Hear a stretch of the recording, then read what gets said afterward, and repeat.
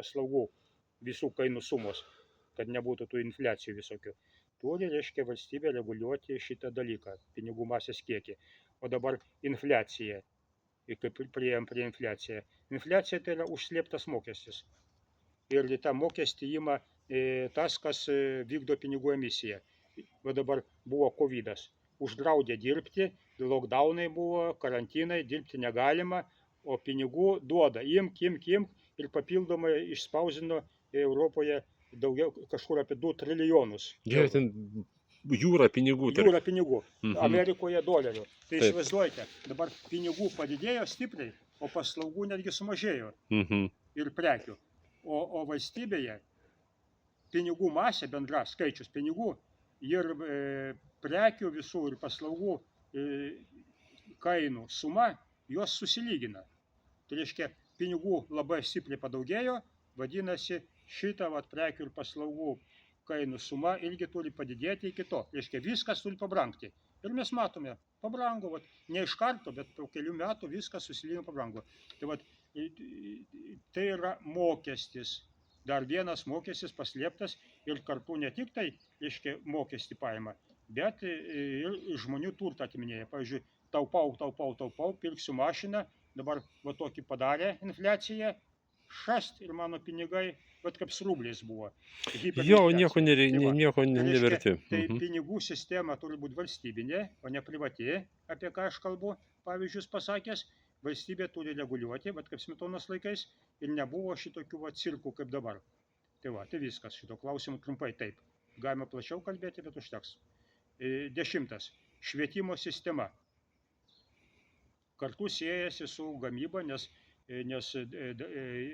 nemokša, diletantas, nieko jis nesugebės padaryti, netgi pats savo neapsirūpins, neišgyvens.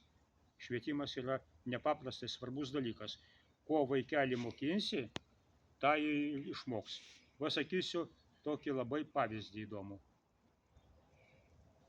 Apie Benjaminą Netanjahu. Girdėjot, visi žinote, kas per Karlas. Tai čia daugiau kaip prieš 10 metų. Nuvažiavo jis vizito į JAV. Ir JAV viceprezidentas, skaitau, spaudoj, kreipėsi, spaudžia ranką, kreipėsi, ponia Mileikauski. Jis kažkoks lietuvis irgi ten kažkoks. Tai pasakysiu. Tai galvoju, nieko savo Mileikauski. O prie kodėl ne Netanjahu? Aš iš karto Mileikauski į paiešką. Visom kalbom ten nieko prirašyta visokių. Anglų kalbą skaitau, žiūriu. Mileikauskis. Tikroji jo pavardė. Netanjahu slapyvardis. Įdomu. Toliau rašo. Mileikauskis tai yra visiškai nežydiška pavardė, lietuviška. Taip. Dar įdomiau. Žiūriu viską, tai dabar trumpai pasakysiu.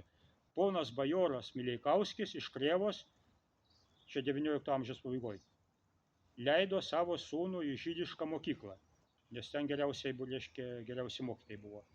Baigė žydišką mokyklą, toliau stojo į Voložino ješivą. Voložinas tai yra čia už Naliboko gilios, prie pat gilios, miestelis, buvusioje Vilniaus gubernijoje seniau. Ir Vilniaus vaivadija, čia Vilniaus kraštas, dabar Baltarusijoje. Ji ješivą, aukštesnėje žydų mokyklą.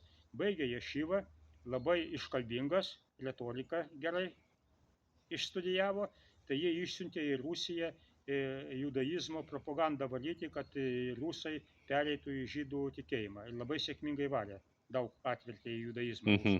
Ir paskui, trumpai, aš tai daug nepasakosiu trumpai, paskui po to atlikęs ten savo pareigą grįžo į Vilnių, buvo išventintas į rabinus, matot, kaip pono bajoro vaikas aukštai pasiekė, ne žydas, bet rabinas tapo.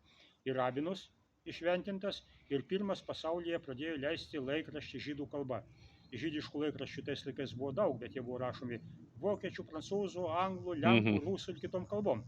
O žydų kalba, tai reiškia žydiškom raidėm ir hebrajų kalba, nebuvo. Jis pirmas pasaulyje Vilniuje pradėjo leisti tokį super ultra patriotinį